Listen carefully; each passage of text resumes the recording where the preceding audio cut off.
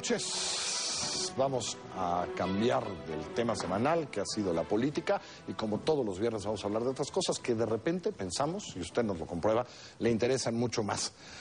Arde la calle, emo, punk, indie y otras subculturas en México es la investigación de Julio Martínez Ríos que trata de por lo menos entender qué está pasando con los jóvenes en México, qué ha pasado con los jóvenes, su relación con la música, lo que hacen, cómo visten, todas esas cosas. Así que si tú tienes 17 años, dime con cuál te identificas. Si usted tiene 45, ponga atención para ver el muchacho que acaba de recoger a su hija.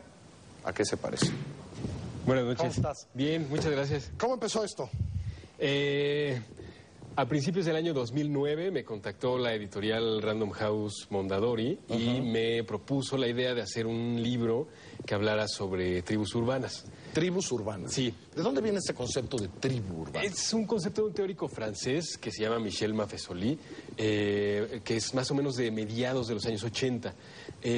Estuve revisando, porque a mí justo cuando llegó la propuesta de la editorial, a mí como que el tema me causaba un poco de ¿Por qué? comezón. ¿Como escozor? Sí, Pues sí, porque en los últimos años creo que se ha vuelto un cliché muy difundido por los medios de comunicación, que de repente, pues sí, para entender algunos fenómenos necesitamos las etiquetas, ¿no? Sí. Necesitamos ponerle nombre a las cosas y más o menos el mundo a veces es tan complejo que es necesario. Sobre todo en aquel entonces que te llamó la editorial, lo de los emos, ¿no? Ya cualquiera era emo, Sí.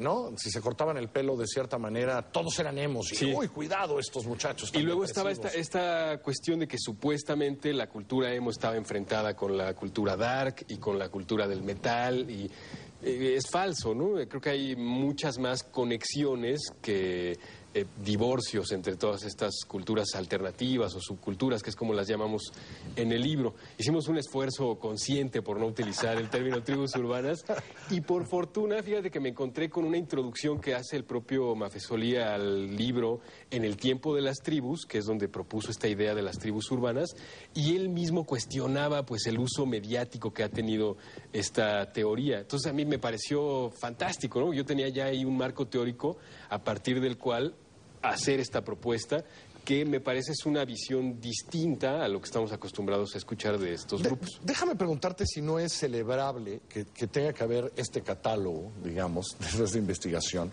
en comparación con los 60s o 70s o 80s. Es decir, no, de repente intuyo que estamos viviendo un mundo de diversidad y de pluralidad, que es mucho más sabroso, que yo hoy te puedo decir exactamente cómo eran los jóvenes setenteros, cómo eran los jóvenes sesenteros y cómo eran los jóvenes ochenteros, Sí. ¿no? Pero de repente no es fácil saber cómo son los chavos en el 2008, 9, 10 y 11, porque hay muchos, ¿no? Sí, no, y fíjate que me fui a las categorías más generales, digamos, ¿no? A los géneros. El libro, más que desde una perspectiva sociológica, independientemente de esta parte de la introducción que es, digamos, nuestro marco teórico, pero más allá de eso está construido como desde la perspectiva de un coleccionista de discos, que es al final pues lo que yo he hecho durante algunos poquitos años. Sí, porque además Julio conduce con mucho éxito allá en Reactor, que es donde todos estos chavos escuchan la radio, todos, de todos estos. Afortunadamente. Y la verdad es que me gusta mucho el libro porque lo que hace es decir, ok, metal, ¿no? Entonces, le vamos a estar enseñando las ilustraciones, ¿no? Entonces, Son de una chica mexicana que se llama Roxy Love. ah, perfecto, Sí, qué bueno. ella me ayudó con eso. Entonces, es una ilustración, cómo visten, ¿no? ¿Qué accesorios tienen más o menos? ¿Qué hacen? ¿Qué música oyen? Con un poco de historia también sobre heavy metal, por ejemplo, Sí. en este caso, qué rollo. Y cada uno lo que va haciendo es, ¿no? Canciones fundamentales, ¿no? Es decir, si te encuentras con un chavo metal o quieres enamorar a un chavo metal, si tienes 19 y me estás viendo, pues yo que tú le pondría, qué sé yo, Sacude el cráneo de Garrobos y entonces a lo mejor te va a ir bien, ¿no? Sí. Y así lo vas haciendo con todos. Entonces, empecemos con los que seguramente hicieron a Random House llamarte, los hemos. Consulté principalmente para ese capítulo un libro que a mí, cuando me encontré con él, me fascinó, es un estudio que se llama Nothing Feels Good. Es, mucha de la bibliografía, por desgracia, está en inglés, caray. Bueno, mira, ya no.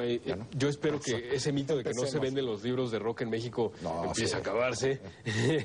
Entonces me encontré esta investigación de un periodista que vive en Nueva York, que es buenísimo, se llama Andy Greenwald, y es un tomo con toda la historia del emo. Entonces nos explica ahí cómo, más que una cosa de que los emos sean los que gozan sufriendo, es a partir de los años 90 cuando las mujeres se empoderaron, quizá a partir, me lo sigo preguntando, quizá a partir de las Spice Girls, cuando se viene toda esta movida del girl power y todas esas cosas, el poder de las chavas, los varones blancos, suburbanos, estadounidenses, ven completamente cuestionado su rol en la sociedad. De repente dicen, bueno, y ahora que las chavas tienen el poder, ¿yo qué hago, no? Y el emo tiene mucho que ver con este cuestionamiento de roles. Este periodista estadounidense, que además tuve la fortuna de conocer mientras estaba haciendo el libro, lo explica extraordinariamente. Ahí me fui un poquito a hacer, por supuesto, en la Catedral del Emo en México, que es en la Glorieta de los Insurgentes, una pequeña crónica. Entonces tratamos de combinar en los diferentes capítulos un poco de crónica, entrevista. Sí, y además con humor, pues, con humor y aliviane y tal, ¿no? Desde decir, ¿no? Bueno, cuando lo describe, ojitos de mapache, de preferencia línea gruesa alrededor de los ojos, de preferencia un producto de aceite. No queremos que el trabajo quede arruinado por las constantes lagrimitas. ¿O sí? Sí, ¿no? Un poco de humor también, porque sabemos que hay que abordarlo, pues no con esa solemnidad que a veces tienen, no sé, los trabajos de una sociología dura o los libros que se parecen al que hicimos nosotros. Sabemos que hay 2 o 3 más en el mercado, queríamos darle una perspectiva diferente. Uno de los que me sorprendió es el trova. Todavía existen, bueno, existen a partir de si un día uno se equivoca y va a un concierto de Fernando Delgadillo, los pocos minutos en que uno se da cuenta que está en el lugar equivocado, te das cuenta que son chavos de 17, 18, 19 años. Sí, ¿no? Lugares como el Sapo Cancionero, el Mesón de la Guitarra, todavía funcionan. Ahí incluso tiene teléfono y direcciones, porque quieres hacer una reservación, ahí los he incluido. Todavía existen esos, para mí fue una sorpresa. Todavía. Fíjate que conectan ahora con el auge tecnológico, como es tan fácil grabar. Hay en algunos países como Estados Unidos e Inglaterra principalmente, ¿no? Fundamentales para la música contemporánea. Como es tan fácil grabar, hay muchos cantautores que ya no necesitan ni siquiera tener un contrato discográfico, ¿no? Con un microfonito, una computadora chiquita que tengan en su casa, sus cancioncitas con una guitarra, y ese género ahora tiene una vida nueva completamente. Y triunfos como los de Arjona le hacen pensar a todo mundo que no importa lo mala que sea tu canción, podrás tener éxito. Totalmente. Me fui más por Bob Dylan que por Arjona. todo el capítulo de la trova. El verdadero trova es otra cosa. Sí, ¿no? me fui ahí como con el gran trovador del siglo XX, ¿no? Los electrónicos, ¿quiénes son? Estos que están en la música, en la música muy, muy electrónica para bailar. ¿Estos son los que bailan? Sí. Ahí me fui con 2 pinchadiscos buenísimos en la Ciudad de México, que además son de una generación que vio la explosión de los años 90 aquí en la Ciudad de México, cómo la música electrónica se empezó a convertir en el centro de la cultura juvenil en ese momento. Y nuestra más grande producción en ese género, que es Nortec, ¿no? Que difícilmente se va a poder equiparar algo a la maravilla que hacen ellos musicalmente. Ahora todos por separado, desgraciadamente. Descubriste algo también que para mí fue una revelación, esto que le llamas la banda Japón, pero que entendí por todo lo que había oído, que tiene que ver con los cómics, con el manga, con todo esto, y que tienen una referencia musical que es así, para mí es totalmente desconocida. Sí, entiendo que hay quienes les quisieran colocar la etiqueta de otakus. Sin embargo, me encuentro con que el vocablo japonés, que quiere decir como fanático, como abstraído en su fanatismo, es despectivo en Japón. Sin embargo, en el continente americano se le ha reivindicado, y los entusiastas de la cultura popular japonesa se llaman a sí mismos otakus. No quise utilizar el término para que no hubiera como... Aquí, ¿eh? Sí, hay gente que está clavadísima en el manga, en las animaciones, en todas esas cosas. Pues es que tiene que ver, yo creo, con que desde los años 70 se transmiten productos culturales japoneses en la televisión abierta en México, ¿no? Desde Señorita Cometa. Exacto, muchos pueden pensar en Señorita Cometa, Mazinger Z. Sí. Oye, lo que no vi son fresas. Por ahí está, el capítulo donde mencionamos a los fresas se llama Cuando calienta el sol. Todos los capítulos pero pero digamos que no hay un fresa, o sea, no hay una definición así, ¿no? ¿Es al que le pones pop, más bien? Me quedé ahí con el pop como haciendo la analogía con el género musical. Y fíjate que ahí consulté... Sí, cuando calienta el sol, pero le pusiste pop realmente. Sí. Pero esto serían lo que conocían los chavos de es fresa. La banda fresa, sí. Sí, por utilizar alguna etiqueta. Se viste Abercrombie & Fitch. Ajá. ¿No? Sí, tienen que enseñar, ¿no? Que, sí, fíjate que ahí me fui a un libro que se llama Cosas que les gustan a los blancos, que es de una bitácora electrónica muy exitosa. Se me escapa ahora el nombre del autor, pero lo conseguimos aquí en el libro, está ahí Bien. citado a plenitud.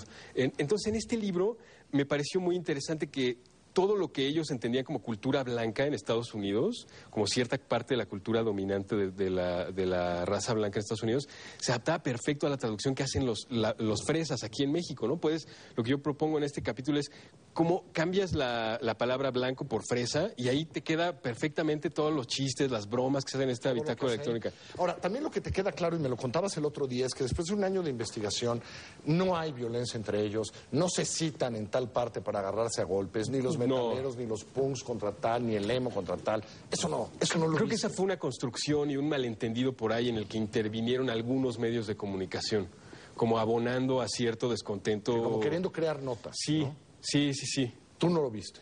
Yo no lo... Es decir, digamos que esta es una generación diversa, plural, ¿no? Que a lo mejor no se van a cenar todas las noches el punk con el emo. No, pero están tampoco más se golpean. cerca de lo que creemos. Y yo creo que tiene mucho que ver el reproductor de MP3. Nuestra cultura ahora de escuchar la música aleatoriamente, pues te va llevando de banda machos al reggaetón, a Metallica, ¿no? Y en la misma tarde, o sea, es algo que ya nos es muy común en México. Siguen pesando los prejuicios, por supuesto, ¿no? Luego nos pasa en la estación que ponemos una cumbia, que ahora hay una cumbia muy moderna que se está haciendo, que tiene más que ver con el rock ¿Y la and roll. gente brinca? Y el público brinca y dice, no, las cumbias, no sé qué. Están acabando con Reactor. Y aquí explico de qué se trata la cumbia y por dónde va. Explico de qué se trata el reggaetón. Bueno, no yo ahí de primera mano, ¿no? Pero tuve la oportunidad de entrevistar a la persona más docta sobre reggaetón desde mi punto de vista aquí en México, que es Toy Selecta. Toy era integrante de Control Machete y fundó la discográfica que introdujo el reggaetón a México. O sea, a mí me interesaba su punto de vista y yo dejé la entrevista tal cual está. La verdad, Julio, que desde el otro día que me lo regalaste, lo estoy disfrutando mucho. Es un muy buen trabajo, documentado, ameno, padre. ¿Cómo se llama la ilustradora otra vez? Roxy Love. Roxy Love. Sí. Yo te felicito, ¿ya está en librerías? Ya está en todas las librerías, ya lo las vieron tiendas de suficiente, Tecolotito. entonces ya se lo dije. Si tú no sabes qué eres, ya, aquí, ves a qué te pareces.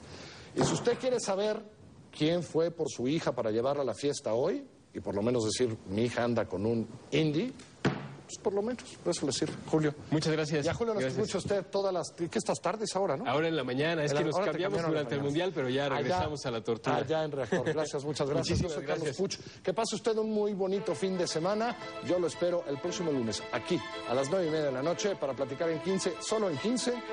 Ya no tiene usted tiempo para rollos. Pásala bien, chao.